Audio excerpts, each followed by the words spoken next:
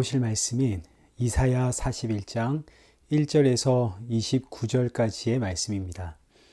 이사야 41장은 이 구조가 조금 복잡한데 일단 이사야 41장 전체를 감싸고 있는 주제는 누가 진짜 신이냐 하는 겁니다.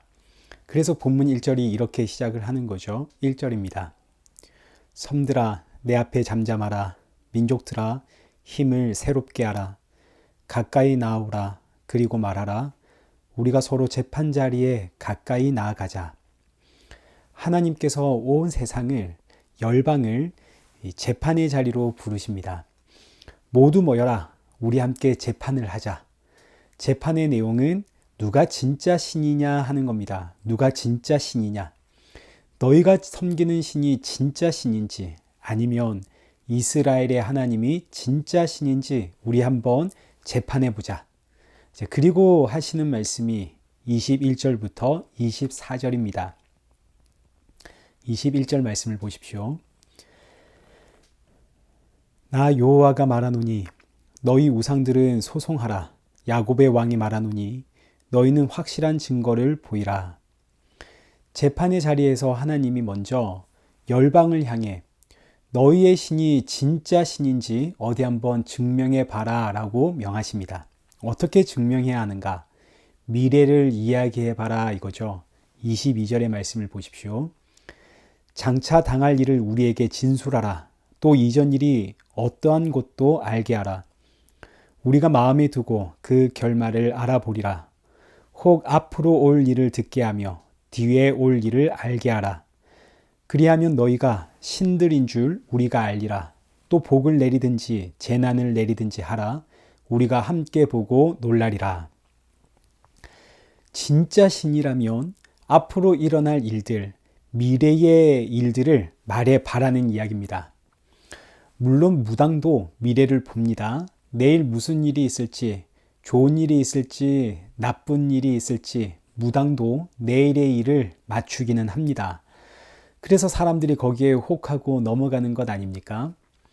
그러나 무당이 모르는 것은 이 세상의 끝입니다.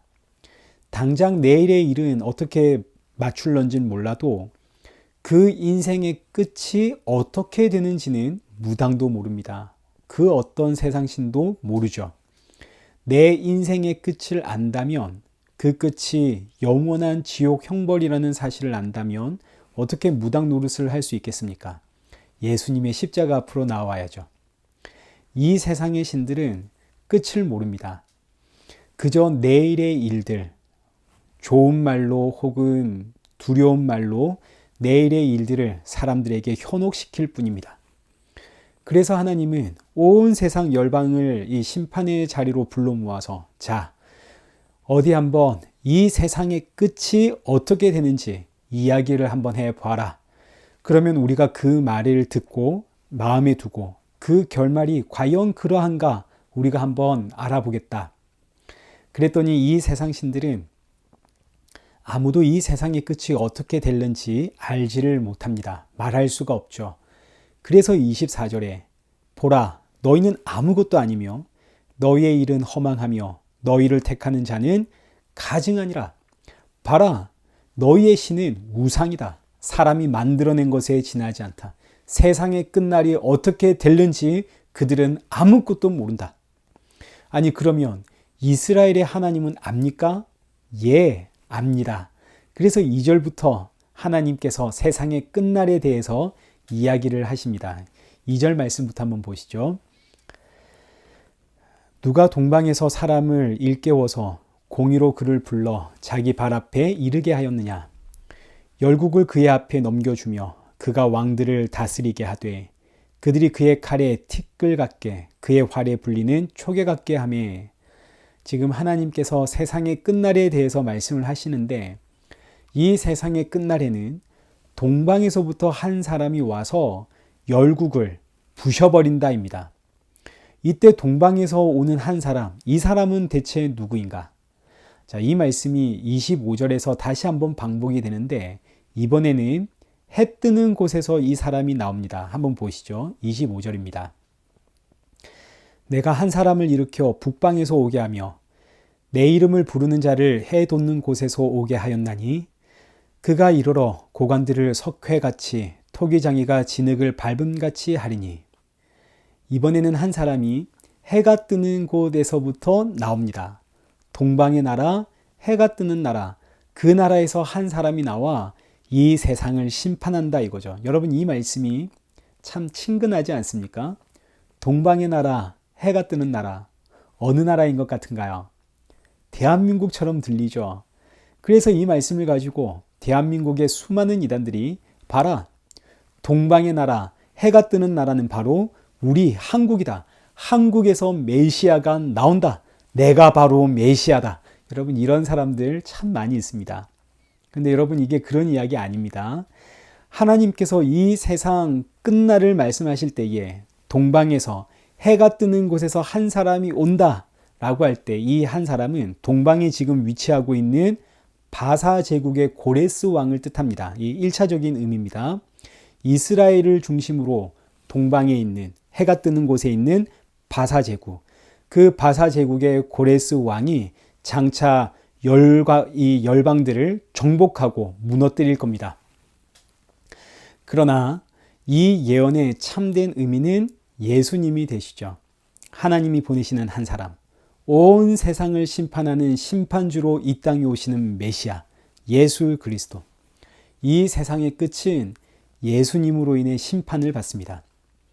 그런데 이렇게 하나님이 세상의 끝은 심판이다 말씀하시니까 이 세상 사람들의 반응은 5절과 7절입니다. 섬들이 보고 두려워하며 땅 끝이 무서워 떨며 함께 모여와서 각기 이웃을 도우며 그 형제에게 이르기를 너는 힘을 내라 하고, 목공은 금장색을 격려하여 망치로 고르게 하는 자는 매질꾼을 격려하여 이르되 땜질이 잘 된다 하니 그가 못을 단단히 박아 우상을 흔들리지 아니하게 하는도다. 자, 지금 이게 이런 뜻입니다. 이 세상 끝에 하나님의 심판이 있다 이러니까 온 세상 사람들의 반응은 이 말씀에 벌벌 무서워 떨면서도 자기들의 신에게 달려가서 우리의 신이시여, 저 하나님이 심판하신다 그럽니다. 우리를 살려주옵소서. 아무리 하나님이 내가 이 땅의 유일한 신이다 말씀해 주어도 이들은 하나님을 믿고 싶은 마음도 없고 생각도 없습니다. 이 정도 말했다면 여호와 하나님을 우리가 믿어야 하는구나 이래야 될 텐데, 오히려 이들은 자기 신들에게 가서 우리의 신이여 우리를 살려주옵소서 외치더라. 여러분, 그래서 믿음은 하나님의 은혜의 선물입니다. 놀라운 이야기입니다. 내 안에 믿음이 있다는 것은 기적입니다. 자, 그런데 이렇게 우상에게 달려가서 매달리는 사람들 중에 이스라엘 백성들도 있더라 하는 것이 오늘 본문의 내용입니다. 이스라엘 백성들도 세상 사람들과 전혀 다를 바가 없는 거죠. 하나님께서 심판하겠다. 이 세상의 마지막은 심판이다 그러니까 세상에 무서워하며 두려워하면서 여기 가서 기웃거리고 저기 가서 기웃거리고 우상 숭배를 하더라. 여기까지가 이사야 41장을 감싸고 있는 큰 주제입니다.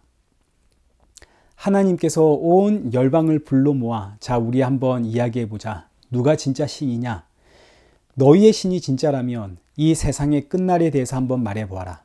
이 세상의 끝날이 어떻게 될 것인지, 그리고 이 세상 끝날에 어떤 대안이 있는지 한번 말해 보아라. 세상의 신들은 신이 아니니까 이 세상의 끝날이 어떻게 되는지 알 수가 없습니다. 알 수가 없으니 대안도 없죠. 그래서 이제 하나님이 말씀하시는 겁니다. 이 세상의 끝날에는 심판이 있다. 내가 보내는 한 사람으로 인해 이 세상은 심판을 받는다. 너희 모든 열방이 심판의 대상이다. 그러자 온 열방이 벌벌 두려워 떨면서 회개하는 것이 아니라 더욱더 자기의 신을 붙잡더라. 자기들의 신에게 매달리더라. 그런데 여기에 누가 있더라고요? 이스라엘 백성들이 있더라. 이스라엘 백성들을 오늘 신약적 표현으로 한다면 누굽니까?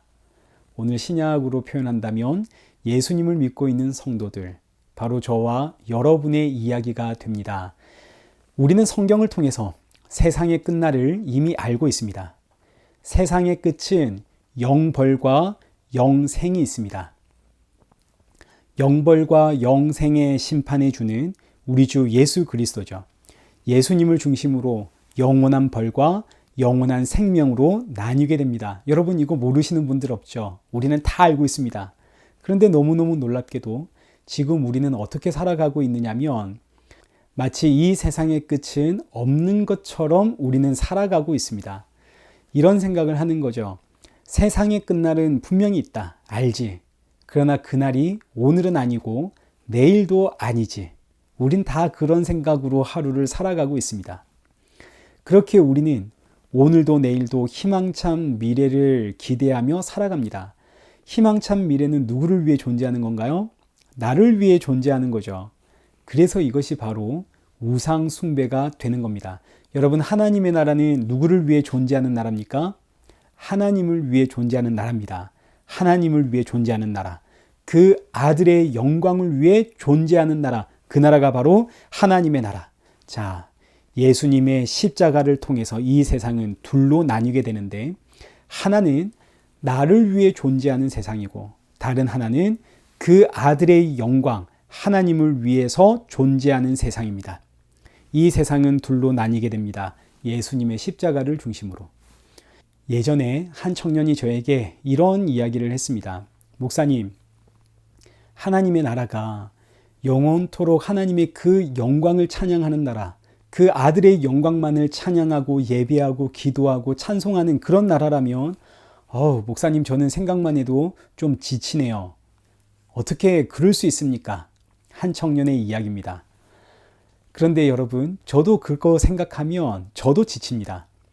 영원토록 우리 주 예수 그리스도만 높이고 찬양하고 예배하고 상상하기가 힘듭니다. 왜일까요? 나는 지금 나를 위해 존재하는 세상에서 살아가고 있거든요. 나는 나를 위해 살아가고 있는데 한 번도 아니고 잠깐도 아니고 하루 24시간 온종일도 아니고 영원히 예배하고 찬양하고 기도하고 묵상하는 나라, 이거 상상할 수가 없습니다. 여러분, 저만 그렇습니까? 우리 모두의 솔직한 심정일 겁니다. 상상하기가 어렵죠. 왜냐하면 우리는 나를 위해 살아가고 있는 우상 숭배자이기 때문입니다. 이게 지금 본문의 이야기입니다. 하나님께서 온 세상 열방을 불러 너희의 신이 참인지 내가 참인지 우리 한번 이야기해보자. 대화의 문을 열어보니 온 세상의 신들은 전부 하나님 앞에서 침묵합니다. 그래서 하나님이 이제 이 세상의 끝날 그 심판의 날을 말씀했더니 놀랍게도 온 세상 열방들은 자기 신들을 붙잡고 우리를 살려주옵소서. 그런데 여기에 누가 있더라고요? 이스라엘 백성들. 이스라엘 백성들의 우상 숭배는 진짜 우상을 찾아가 붙잡는 것만 이야기하는 것이 아니라 종말이 없는 것처럼 살아가는 삶의 모습, 더 나은 내일을 기대하며 나를 위해 살아가는 모든 삶의 모습들, 이걸 뜻하는 겁니다. 그러니 우리에겐 보십시오. 답이 없죠. 우리는 하나님의 심판과 저주를 피할 방법이 없습니다. 우리는 날마다 우상 숭배를 하며 살아갑니다. 우리는 내일 더 나은 미래를 기대하며 살아가는 우린 그런 인생입니다. 자, 그런데 8절부터 20절까지 놀라운 하나님의 은혜가 선포가 됩니다. 밑도 끝도 없는 하나님의 은혜와 사랑이 선포가 되는 거죠. 한번 보십시오. 이스라엘도 세상 사람들과 똑같은 죄인입니다. 그런데 하나님은 이스라엘을 부를 때에 8절, 그러나 나의 종 너 이스라엘아, 내가 택한 야곱아, 나의 벗 아브라함의 자손아. 지난주에도 말씀을 드렸지만 성경에서 야곱과 이스라엘이 함께 등장하는 이유는 너는 예나 지금이나 똑같다라는 뜻입니다. 야곱은 야복강에서 하나님과 씨름할 때의 이름입니다. 하나님께 얻어맞고 환도뼈가 무너진 이후에 야곱의 이름은 이스라엘로 바뀌게 됩니다. 이스라엘은 하나님께 얻어맞고 나서 그 이후에 받은 이름입니다. 그래서 야곱아 이스라엘아 하고 부를 때 이 의미는 넌 예나 지금이나 똑같다라는 뜻입니다.